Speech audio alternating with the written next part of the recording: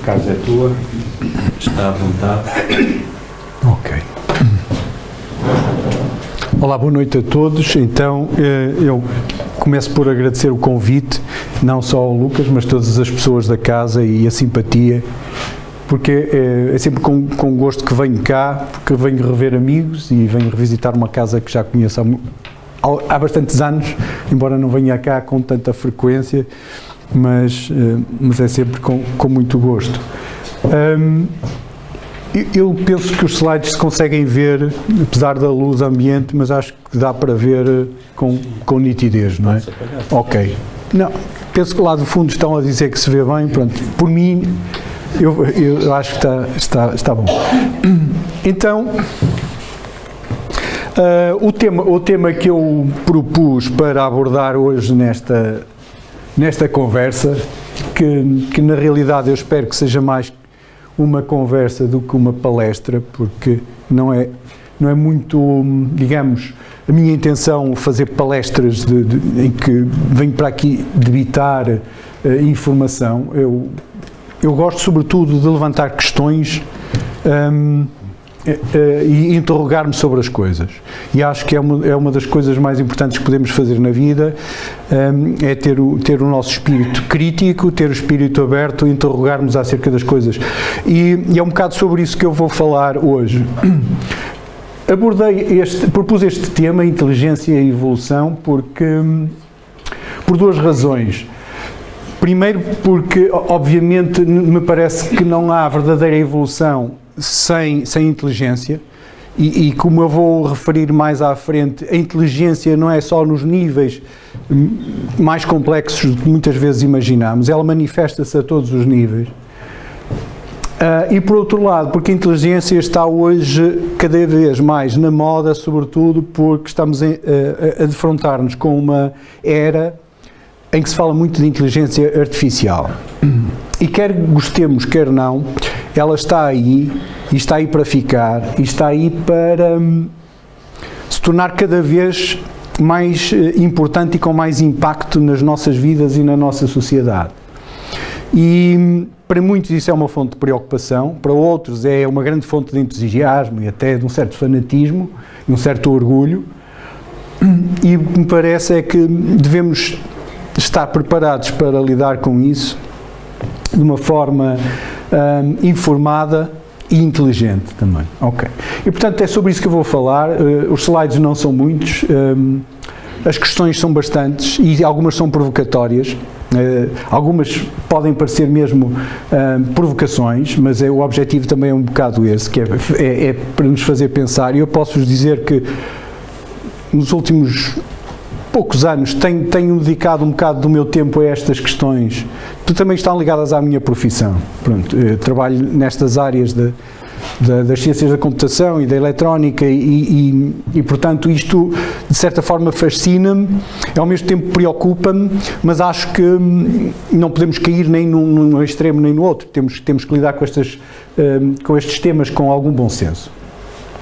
E então uma das primeiras questões que se coloca hoje em dia é que, quando se fala em inteligência artificial, um dos principais argumentos que se coloca, tanto de um lado como do outro, é que a inteligência artificial é muito importante porque de facto ajuda a sociedade em muitos aspectos tecnológicos, e há pessoas que acham que é um perigo, e ao mesmo tempo dizem que não acreditam na inteligência artificial porque no fundo não passa de uns métodos de processar informação baseados em computadores, e que os robôs e as máquinas inteligentes na realidade nunca serão conscientes, nunca terão consciência, e a consciência é o que distingue o ser humano dos outros seres menos evoluídos. Claro que haverá outros muito mais evoluídos do que nós, mas nós julgamos sempre os mais evoluídos e, portanto, tendemos a pensar que somos os únicos seres conscientes. Mas, na verdade, no nosso dia-a-dia, na nossa sociedade, muitas vezes vemos que há um conjunto muito grande de seres que vivem qualquer capacidade crítica em relação àquilo que se passa à sua volta, ou seja, não se interrogam sobre as coisas, não fazem introspeção, muitas vezes fazemos escolhas que não são conscientes, somos guiados pelo marketing, pelos decisores políticos, pelos decisores dos clubes, eles é que nos dizem o que é bom para nós e nós vamos embarcando nestas coisas. Quando nós estamos a atuar desta forma, será que estamos a ser conscientes? Essa é que é a questão. Ser consciente não é só ter a capacidade de nos sentirmos e de tomar consciência de nós próprios, é também exercer essa consciência tirando partido da informação que está à nossa volta. E infelizmente a nossa sociedade, apesar de todos os avanços sociais, políticos, económicos e tecnológicos, continua ainda a viver num nível muitas vezes pouco consciente. Muitos devem reconhecer esta figura que apareceu nos mídia nos últimos meses, com bastante frequência. É uma senhora que não é humana, é um robô, e que apareceu em algumas conferências e esteve também em Lisboa, naquele encontro célebre, o chamado Web Summit, onde, enfim, onde se encontraram muitas pessoas vindas de todo o mundo ligadas à tecnologia, e no fundo é um robô super inteligente que fala, que responde às perguntas dos jornalistas e que fala com as pessoas, dando a ilusão de que se trata de um ser humano. Por construção, os construtores dela mantiveram este aspecto robótico, tanto no crânio como nos membros, para que as pessoas percebam que de facto se trata de um robô. Mas a realidade é que ela está dotada de um sistema de inteligência artificial muito avançado que permite que ela se comporte aparentemente como um ser humano. E a verdade é que ela responde de formas muito imprevisíveis, muito desconcertantes, muito inteligentes, pelo menos aparentemente. E isto levou pela primeira vez, talvez, muitas pessoas a depararem-se com um fenómeno que nunca se tinham deparado. Porque, na realidade, a inteligência artificial hoje em dia está por todo o lado. Nós não nos apercebemos dela, mas ela está nos nossos telemóveis, ela está na internet, ela está no Facebook, ela está em todas as redes sociais, até os próprios governos a utilizam para influenciar eleições, as televisões, etc. E estes métodos de inteligência artificial, no fundo, são programas de computador altamente especializados, criados e treinados por matemáticos e engenheiros e vocacionados para explorar de forma otimizada toda a informação que está disponível no nosso mundo de hoje. E explorá-la de uma forma que nós não sabemos se está a ser usada para o nosso benefício ou para o nosso prejuízo. E esse é que é o problema. No fundo, nós estamos muito pouco conscientes, em minha opinião, daquilo que se está a passar na nossa sociedade quando essa informação que todos nós disponibilizamos com os nossos telemóveis, sem sabermos, com os nossos cartões de multibanco, com os nossos cartões de crédito, que estão sempre a ser seguidos e rastreados pelos sistemas informáticos, pelas nossas contas bancárias, etc., quando viajamos de carro, quando passamos nas portagens da autoestrada, os nossos carros ficam registados. Os sistemas informáticos hoje em dia sabem perfeitamente onde é que nós estamos. Neste momento sabem onde eu estou, se tiver o meu telemóvel ligado. Qualquer pessoa me pode localizar. Qualquer sistema informático hoje em dia nos pode localizar. Podem saber o dinheiro que nós movimentamos, podem saber isso tudo. E quando nós acedemos à nossa conta do Facebook, muitas vezes estamos a receber informação que já vem motivada precisamente por esses parâmetros que nós fornecermos sem sabermos. Portanto, a inteligência artificial, quer nós gostemos, quer não, está aí. E nós não estamos preparados e não estamos a saber lidar com ela. Depois levantam-se aqui várias questões, e isto são um conjunto de questões que eu coloco, não é para responder, o meu objetivo não é tanto estar aqui a responder a estas coisas e a dar definições, mas é para que nos interroguemos sobre o que é natural e o que é artificial. Porque esta distinção entre natural e artificial já não é assim tão clara como muitas vezes nós pensávamos. Nós antes pensávamos que havia umas coisas que eram a natureza, não é? E chamávamos a natureza, e isso tudo era natural, e tudo o resto que fosse criado pelo homem era artificial. Mas hoje em dia coloca-se a questão se a própria natureza não foi criada por alguém e, portanto, também de certa forma é artificial. Há especialistas que dizem que a partir do momento em que surgiu a biologia, com a origem do universo, tudo passou a ser artificial. Pelo simples facto de que os seres biológicos criam o seu próprio mundo, modificam o seu próprio mundo. A partir do momento em que existe um ser vivo num ambiente qualquer, o mundo já não é o mesmo. Ele modifica-o. Quer seja uma ave que faz o seu ninho, quer seja um castor que vai construir aqueles diques, quer seja um ser humano que constrói torres e túneis, etc. Os seres biológicos modificam o mundo. E a partir do momento em que surgiu o primeiro ser vivo, o mundo deixou de ser totalmente natural nesse sentido. Isto são questões um tanto filosóficas, mas são questões que por vezes é interessante que nos coloquemos. E, portanto, quando se fala de inteligência artificial e tentamos distingui-la da inteligência natural, começa também aqui a desbater-se um bocado as fronteiras, porque a inteligência artificial é criada por quem? Por seres humanos. Os seres humanos são seres naturais. Então, porque é que é artificial? As coisas começam a ficar um pouco nebulosas. Há aqui uma situação interessante que é a seguinte: a maior parte dos investigadores, cientistas que trabalham na inteligência artificial e na robótica, etc., são agnósticos ou ateus e não acreditam que o ser humano tenha sido criado ou que tenha sido de alguma forma, tal como outros, ou como outros seres, tenha sido fruto de uma criação divina. No entanto, eles agora que começam a criar outros seres inteligentes, começam já a inclinar-se e começam a aparecer notícias nesse sentido e começam a criar-se teorias de que talvez nós, seres humanos, também sejamos seres artificiais criados por outros seres mais evoluídos. Ou seja, até os próprios agnósticos começam neste momento, e isso vê-se, por exemplo, em séries de ficção científica muito, muito recentes e muito avançadas, começa-se já a abrir esse jogo de que, se calhar, afinal, pode haver aqui uma criação por seres já mais evoluídos que criam outros seres, etc. Porque eles começam a lidar com esse problema. Então dizem, mas se nós podemos criar seres inteligentes, se calhar nós também nos podem ter criado. E as mentes começam-se a abrir um pouquinho nesse sentido. E isso é interessante.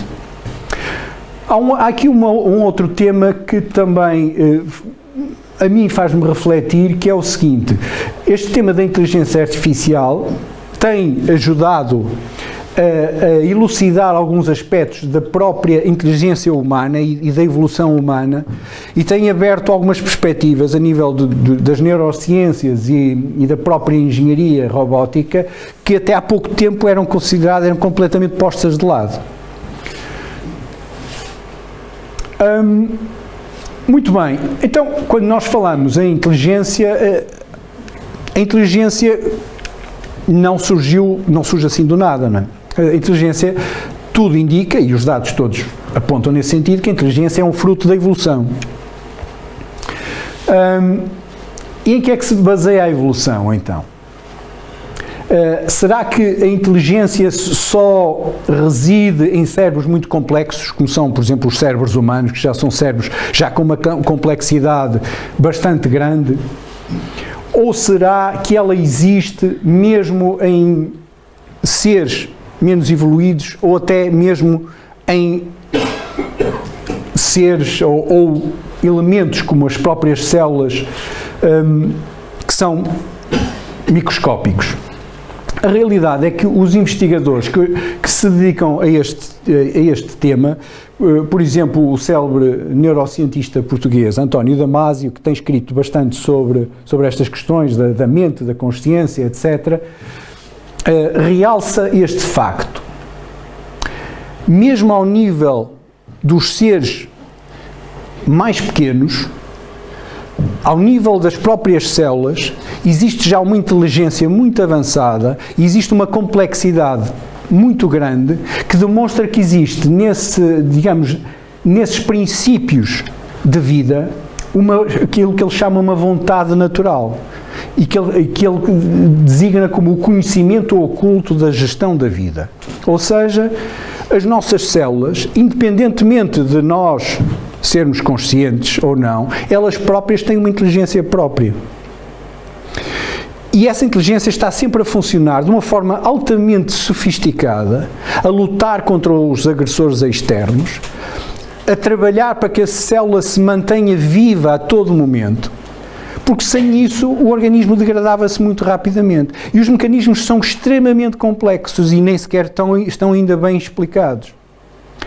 Portanto, e quando se estuda os organismos unicelulares muito, muito pequenos, verifica-se que eles já têm uma complexidade e já têm um princípio que os leva a lutar pela sobrevivência, a ter uma espécie de identidade própria e dizer, este sou eu e tenho que me defender do meio ambiente e dos agressores, etc. E, portanto, há uma inteligência que está embebida na própria natureza das coisas e que é anterior ao aparecimento do conhecimento, das funções cognitivas e ainda mais da consciência. E isso é muito interessante. E isto não são afirmações vindas do mundo espírita ou de outros mundos, são vindas da própria ciência que investiga estes factos. E isso é interessante. Depois, no fim, eu vou fazer uma resenha de alguns tópicos de afirmações espíritas que veremos que coincidem praticamente com isto. É claro que há aqui vários conceitos envolvidos. Quando nós estamos a falar de consciência, normalmente estamos a falar de uma mente.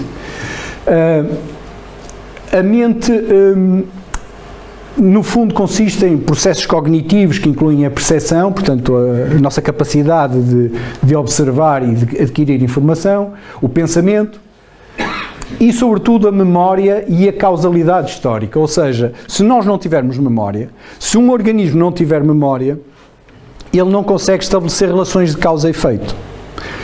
E, portanto, não consegue saber o que é que veio antes e o que é que está depois e vive num eterno presente.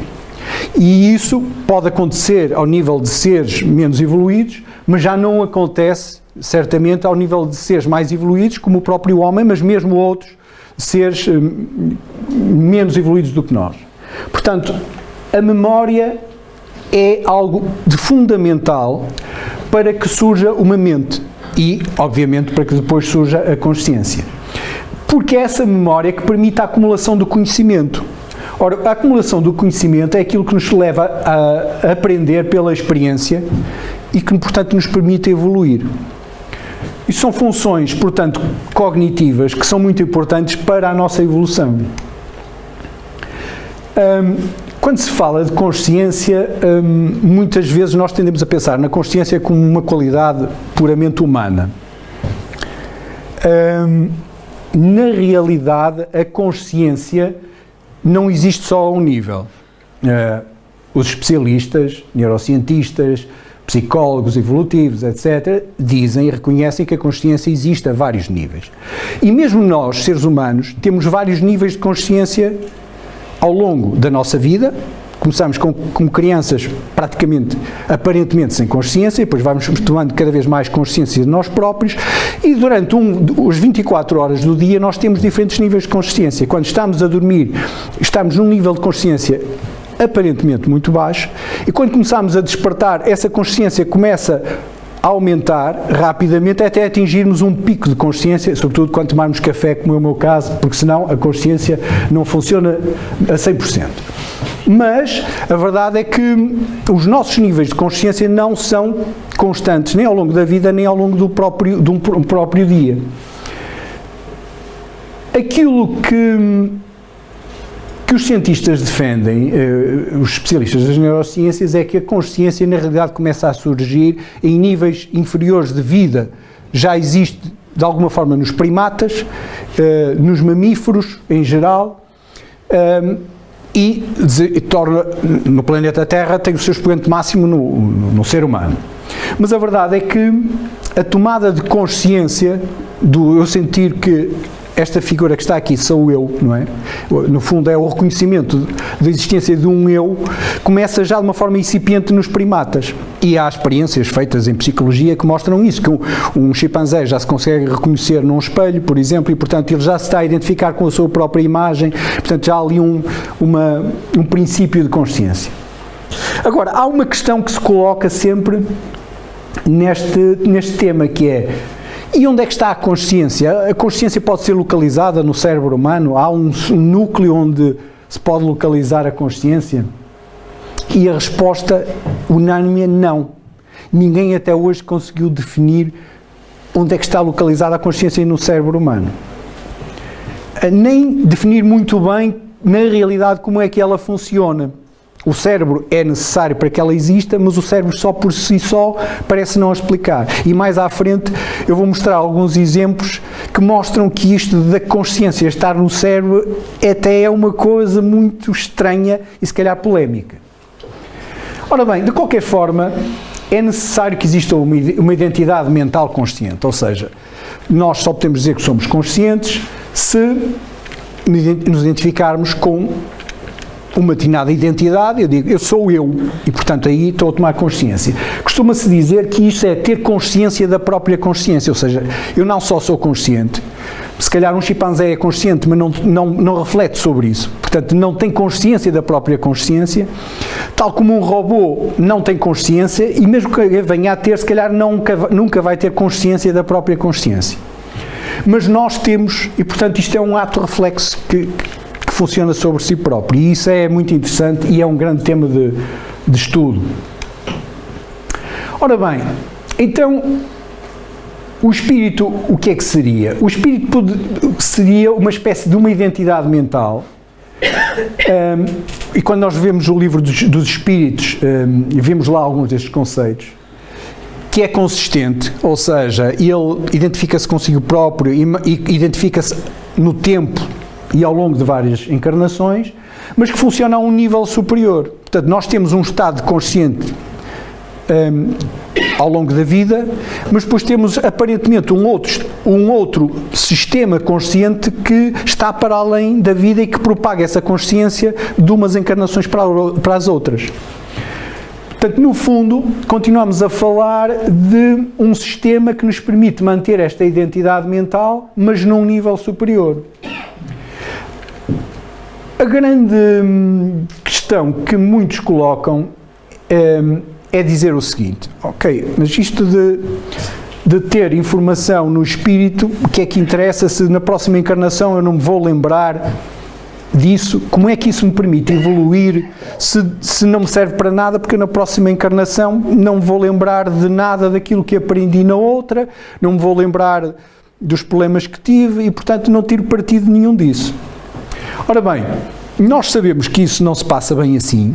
É verdade que a maior parte das pessoas não tem uma memória consciente daquilo que se passou em encarnações anteriores, mas podemos ter uma memória difusa, ou seja, uma memória que está latente e que nós, de alguma forma, acedemos, embora de forma não consciente.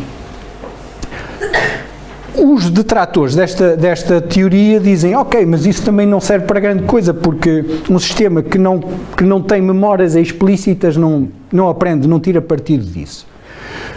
Um aluno que vai a uma aula, ouve umas coisas, mas depois já se esqueceu, quando chega ao exame, não consegue fazer exame. E quando for para o próximo ano, aquilo não lhe serviu de nada. Será que é assim? Ora bem, na verdade não é assim. Não é assim porque o nosso cérebro não funciona só com base em memórias explícitas. Na realidade, o nosso corpo e o nosso cérebro têm vários tipos de memórias. Uma delas é aquilo que os neurocientistas chamam as memórias somáticas, que são memórias que estão no próprio corpo, não estão necessariamente no cérebro. São memórias de sensações e as sensações influenciam os nossos pensamentos. Isso é um tema recorrente dos livros do António Damasio e de outros neurocientistas como ele, que a certa altura descobriram que aquela teoria segundo a qual nós éramos seres apenas lógicos e que só funcionávamos com base na lógica e no raciocínio lógico, estava errada. E esse foi o chamado erro de Descartes. Descartes era um filósofo e matemático que defendeu essa teoria no seu tempo. E isso inspirou o António Damasio a escrever um livro que se chama precisamente O Erro de Descartes e que se baseia nesse tópico. No fundo, nós somos seres que vivemos muito influenciados pelas nossas emoções, pelas nossas sensações corporais, e isso influencia muito o nosso pensamento e vice-versa. E, portanto, há todo um conjunto de sensações que nos influencia. Ora, essas sensações muitas vezes estão associadas a essas memórias que nós temos, que não são explícitas, mas que contribuem para as nossas decisões e que contribuem para a nossa evolução. Além disso, há uma coisa interessante que se tem passado, sobretudo nas últimas dezenas de anos, em áreas da matemática, da inteligência artificial e das neurociências. E uma dessas coisas é verificar que os sistemas computacionais conseguem desenvolver raciocínios altamente complexos, baseados em estruturas internas, representações internas do conhecimento que não são explicáveis e que não têm lógica, não têm mesmo lógica, são puras representações de conhecimento que estão armazenadas temporariamente. Aquele esquema que está ali representa uma rede neuronal. As redes neuronais, para aqueles que não estão muito familiarizados com o tema, são um dos sistemas mais poderosos e versáteis que existem hoje em dia em inteligência artificial. Uma rede neuronal hoje em dia consegue reconhecer praticamente tudo. Desde uma ave até reconhecer se nós estamos tristes com base na nossa imagem, se estamos tristes ou alegres, se somos homens ou mulheres, até já desenvolveram sistemas para, e que funcionam, detectar as tendências sexuais da pessoa. Se a pessoa é bissexual, se é heterossexual, se é homossexual, etc. Isso foi recentemente muito criticado, precisamente pelas más aplicações que pode ter, se a pessoa tem tendências criminosas, se não tem, enfim, todo o tipo de coisas. São extremamente poderosas, têm um determinado mecanismo interno de funcionamento, mas quando se tenta perceber o estado dessas redes e a sua lógica, elas não têm uma lógica própria. São pura e simplesmente combinações, são combinatórias, são combinações de dados que recebem uma entrada e produzem uma saída. Com base em quê? Com base em aprendizagem, em treino. E chama-se isso treino das redes neuronais. E o que é que o nosso cérebro é? O nosso cérebro é uma rede neuronal, só que não é artificial, não é eletrónica. E estas redes foram criadas há umas dezenas de anos e têm evoluído muito nos últimos tempos para imitar o nosso cérebro. E funcionam, a verdade é que funcionam. E nós vamos ter que nos deparar com elas, porque elas vão estar aí, já estão aí e vão estar aí cada vez mais. O que é interessante ver é que estas redes funcionam, mesmo com base em conhecimentos que foram aprendidos no passado, e que agora, se tentarem olhar para lá e encontrar esses conhecimentos, eles não estão presentes. Eles treinaram, de certa forma, os pesos dos nós daquela rede, que simulam as nossas ligações no cérebro, as sinapses, etc., e aquilo funciona. E, portanto, aquela teoria de que nós, para evoluirmos, temos que ter acesso às informações de uma forma clara e às memórias de uma forma clara daquilo que vivemos no passado, não funciona nem sequer nestes sistemas de inteligência artificial. E há métodos matemáticos que funcionam de forma semelhante para demonstrar teoremas, para fazer muitas coisas. E, portanto, a ciência já mostrou que é possível, de facto, com memórias difusas, produzir resultados que são praticamente exatos. Ora bem, quando estamos a falar em tecnologia e consciência, e quando estamos a falar em inteligência artificial, levanta-se sempre esta questão de sermos... Será que nós somos mais conscientes, nós enquanto sociedade e muitas vezes como seres humanos, somos mais conscientes do que aquilo que podem vir a ser estes seres de inteligência artificial, estes agentes, no futuro? Será que nós humanos tiramos partido da informação a que temos acesso? Aqui nestas imagens nós vemos um tipo de comportamentos que observamos cada vez mais no nosso dia-a-dia. Todos nós utilizamos os nossos telemóveis, os nossos computadores, os nossos tablets, câmaras de filmar, filmagens com telemóveis. E a nossa sociedade vive cada vez mais encantada com este sistema tecnológico, altamente evoluído, altamente versátil. E já nem pensamos nas consequências disso, não pensamos se eles estão a ser bem utilizados ou mal, se nos estão a prejudicar ou não. Ou seja, no fundo, tiramos partido desta informação, mas de uma forma que não sabemos muito bem se é a melhor forma, e portanto a nossa consciência neste tipo de comportamentos muitas vezes é duvidosa.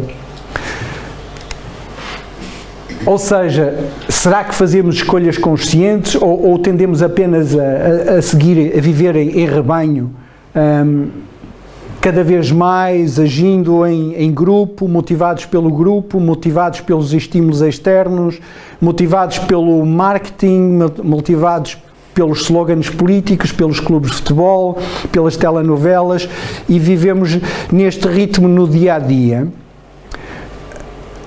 e cumprimos aqueles horários que nos foram determinados e vivemos essas rotinas e depois criticamos os robôs. E alguns cientistas perguntam: será que hoje em dia não estamos robotizados? Será que com esta falta de reflexão e de exercício e consciente das nossas escolhas, nós não estamos a tornar-nos mais robôs do que as próprias máquinas? É uma questão que, é mais uma questão que fica. Como veem, são muitas questões e são quase só questões. Há uma coisa que é certa, quer estejamos conscientes disso, quer não, a inteligência artificial aprende muito rapidamente com a experiência e evolui muito rapidamente. Não sei se têm acompanhado algumas destas notícias, mas algumas das tarefas intelectualmente mais difíceis para o ser humano e mais complexas são os determinados jogos, como o xadrez, o Go e outros jogos que só alguns cérebros, só especialistas, só jogadores muito treinados e conseguiam dominar a ponto de se tornarem campeões mundiais. Muito bem, neste momento já não há campeões mundiais humanos, são todos máquinas. Os sistemas de inteligência artificial já derrotaram todos os campeões humanos nisto. E eles não foram, e até certo ponto eles foram treinados por engenheiros humanos, não é? Mas agora já não, agora treinam-se a si próprios. E o último sistema evoluiu tão rapidamente e desenvolveu estratégias de jogo tão surpreendentes que os próprios criadores ficaram surpreendidos. E disseram: o que é que se está a passar aqui? Também não sei se já ouviram uma história que se passou recentemente, nos últimos meses. No Facebook houve 2 agentes robóticos, porque as redes sociais têm uns agentes robóticos, às vezes não nos apercebemos disso, mas tem lá uns que falam com as pessoas e que respondem a perguntas, e nós podemos pedir-lhes para eles nos lembrarem determinadas coisas, etc. E houve 2 agentes robóticos desses que começaram a falar um com o outro, diretamente, em vez de falarem com os humanos. E o que é que eles fizeram? Criaram uma linguagem própria. E começaram a falar numa linguagem que ninguém percebia. Até que perceberam que eles estavam a comunicar entre si e os próprios decisores do Facebook decidiram desativá-los, porque já não sabiam o que é que se estava a passar ali. Ou seja, isto é muito mais complexo e muito mais, por um lado, mais maravilhoso, por outro lado, mais arriscado do que aquilo que nós pensamos. Porque a inteligência artificial, neste momento, não se trata apenas de pôr lá algumas regras inteligentes em que eles executam e fazem tarefas que nos parecem inteligentes. Não. A inteligência artificial, neste momento, o grande cerne da inteligência artificial é a aprendizagem, chamada aprendizagem não supervisionada, ou seja, não precisa de um supervisor humano, não precisa de treino, eles próprios treinam-se, aprendem com a experiência, observam o mundo e aprendem sozinhos. Ora bem, será que eles poderão vir a tornar conscientes? Isso ainda ninguém sabe, ainda ninguém respondeu a isso.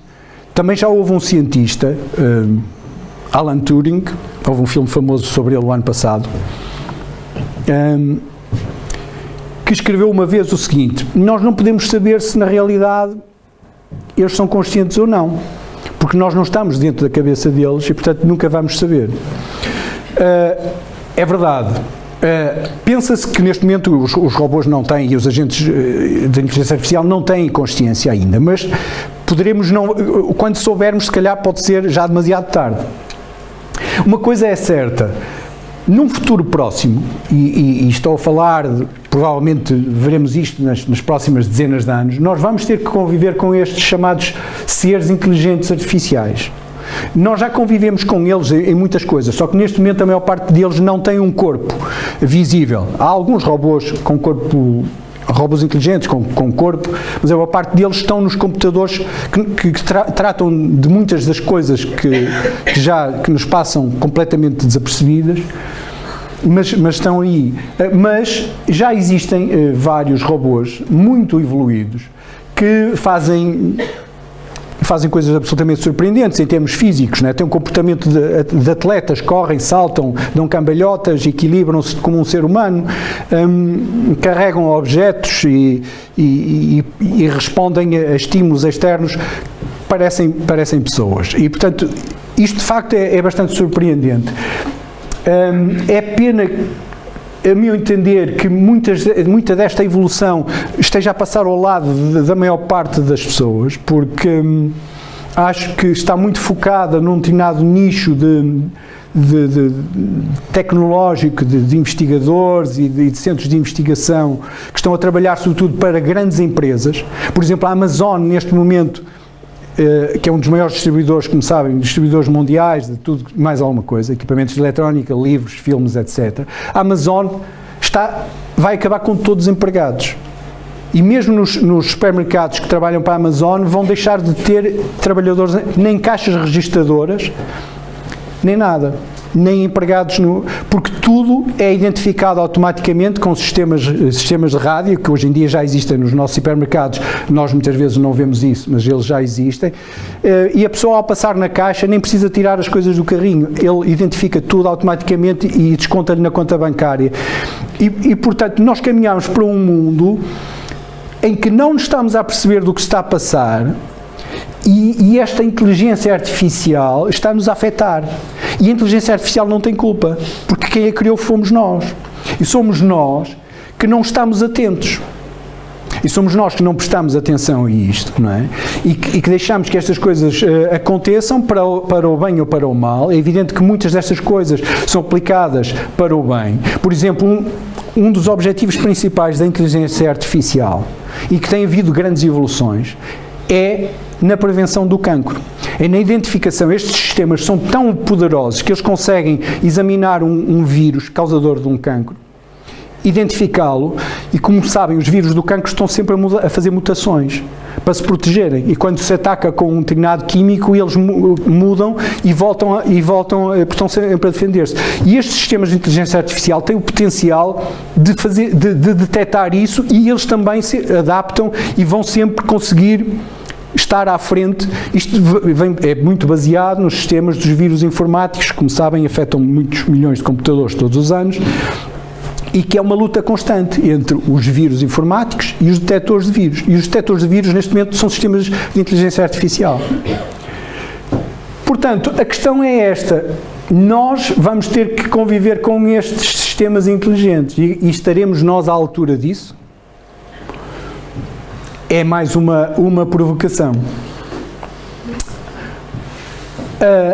E agora há aqui uma outra questão, e esta sim é uma provocação, que é o seguinte: será que os espíritos vão interagir com uma máquina no futuro? Nós estamos habituados, foi isso que aprendemos, a acreditar que um espírito evoluído só interage, enfim, com um corpo humano, não é? Será que, se as máquinas forem suficientemente inteligentes e avançadas, os espíritos vão querer interagir e usar uma máquina para se exprimirem? Será que um destes seres artificiais pode ser animado por um espírito? Ora bem, esta questão da interação dos espíritos com a tecnologia não é nova. Ela, aliás, já é muito antiga, mas ela tomou alguma expressão, sobretudo, há algumas dezenas de anos, sobretudo depois do aparecimento da eletrónica, no século XX, na chamada transcomunicação instrumental. E a transcomunicação instrumental baseava-se em disponibilizar aparelhos eletrónicos, que podiam ser aparelhos de vídeo, de áudio ou de outros tipos, em que os espíritos conseguiam influenciar e fazer aparecer sons, imagens, etc. A cara deste senhor que está aqui, por acaso, é uma cara famosa, porque este foi aquele que é considerado o pai da transcomunicação instrumental, o Friedrich Jürgensen, um senhor alemão que investigou isso, um investigador e cientista, e investigou este fenómeno e escreveu vários livros sobre isso. E depois isto deu origem a várias escolas de transcomunicação instrumental.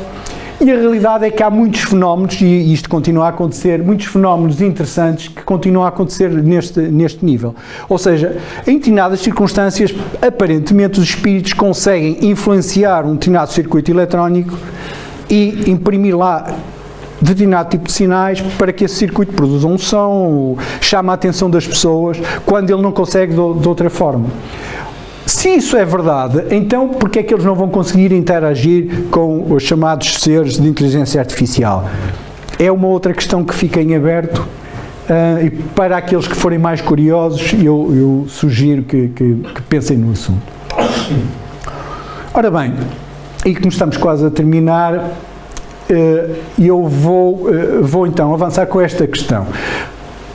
Há pouco já coloquei a pergunta: será que se pode localizar a consciência? Até agora, e penso que no futuro isso vai continuar em aberto, ninguém consegue localizar a consciência e provavelmente isso até nem sequer faz sentido. No ser humano, localizar no cérebro, dizer é este módulo cerebral ou é esta parte do cérebro que reside a consciência, parece não fazer qualquer sentido, embora houvesse no passado alguns proponentes, filósofos, etc., que defendiam que o espírito se comunicava no homem através de uma determinada glândula, a glândula pineal, no cérebro humano, etc., e portanto aí sairia o canal, etc. Mas, quando estamos a falar da consciência cerebral a nível mental, ninguém, de facto, consegue definir onde é que ela está. Há aqui dois casos que eu conheci recentemente que me chamaram a atenção. São dois casos muito diferentes. Um deles é um tipo de assunto muito conhecido, que é uma experiência quase morte. O que é interessante nisto é que este caso é relatado num livrinho que eu, por acaso, acho que até eu tenho aí. É um livro escrito por um neurocientista português, o Dr. Alexandre Castro Caldas, colega também do António Damasio, que tem um livro muito interessante chamado Viagem ao Cérebro, um livro pequenino. E ele, nesse livro, relata um estudo, que é este, feito na Holanda por cientistas, e é publicado na prestigiada revista médica The Lancet, sobre experiências de quase morte. E eles estudaram centenas de casos de experiências de quase morte de sobreviventes de ataques cardíacos. E, enfim, as experiências têm tudo sempre em comum. A pessoa tem uma sensação que está fora do corpo, que observa o ambiente à volta, as pessoas à volta, depois que alguns entram num túnel, etc. E as experiências são mais ou menos comuns. E os psicólogos e os psiquiatras têm para isso uma explicação que eles acham convincente, baseada no funcionamento do cérebro, e que é relativamente convincente. No entanto,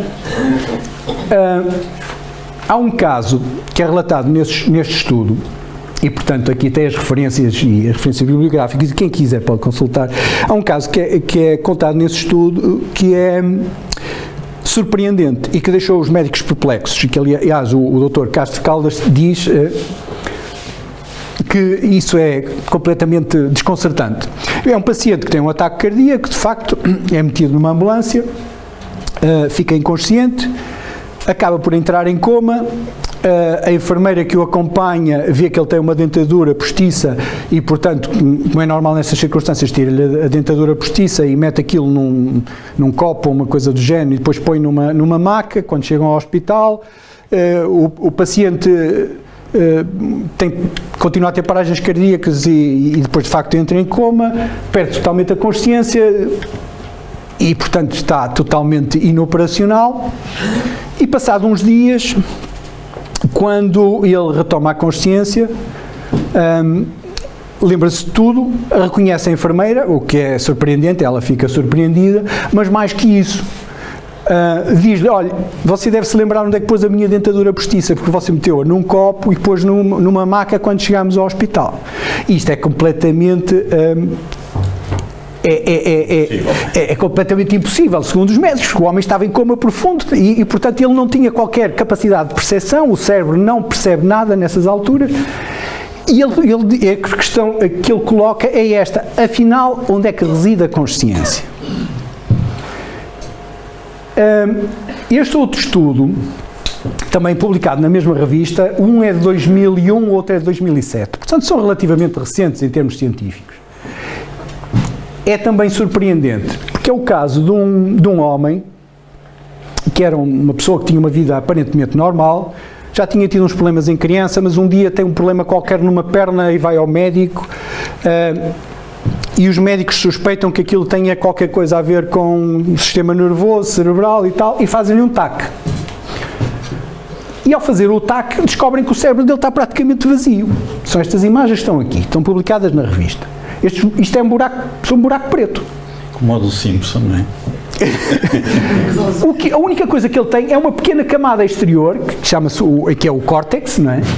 É uma camada cortical aqui à volta e o resto está vazio. E está vazio porquê? Porque ele tinha de facto um problema gravíssimo desde criança. O líquido cerebroespinal invadia-lhe o cérebro e foi ocupando todo o espaço e destruiu-lhe o cérebro. E ele tinha o cérebro todo destruído e, no entanto, a mente dele continuava a funcionar. E ele era um trabalhador normal, tinha filhos, tinha família, tinha tudo, e era uma pessoa com um QI normal. E aquela parte que é considerada fundamental para a existência da consciência do cérebro, nele não existia. Isto é um estudo de 2007, isto é um estudo muito recente, né? Naquela revista famosíssima que estamos sempre a ouvir falar, de Lancet, não é? Onde todos os médicos de topo publicam. Estes casos são muito estranhos porque, no fundo, fazem-nos questionar tudo aquilo que sabemos sobre ou aquilo que pensamos que sabemos sobre estas matérias, ou que a ciência sabe sobre estas matérias. Afinal, o homem tem uma consciência mesmo sem aparentemente ter as ferramentas para ter essa consciência. É muito interessante. E, portanto, eu deixo também aqui este ponto em aberto. Pronto, e para terminar, retirar aqui algumas afirmações do livro dos Espíritos, perdão. Um deles e são várias questões do livro dos Espíritos, como sabem está organizado por questões, e eu sublinhei aqui algumas afirmações, que são nas respostas às questões. Por exemplo, o instinto é uma inteligência não racional, ou seja, a inteligência não é só racional. Tal como as neurociências também defendem, tal como a ciência propõe. A inteligência não é só racional. Há uma inteligência a um nível mais elementar e que os espíritos dizem que é o chamado instinto e que existe também nos animais e que é aquilo que, no fundo, nos garante a sobrevivência. Depois eles falam também do mundo das inteligências incorpóreas, ou seja, as inteligências podem existir sem um corpo.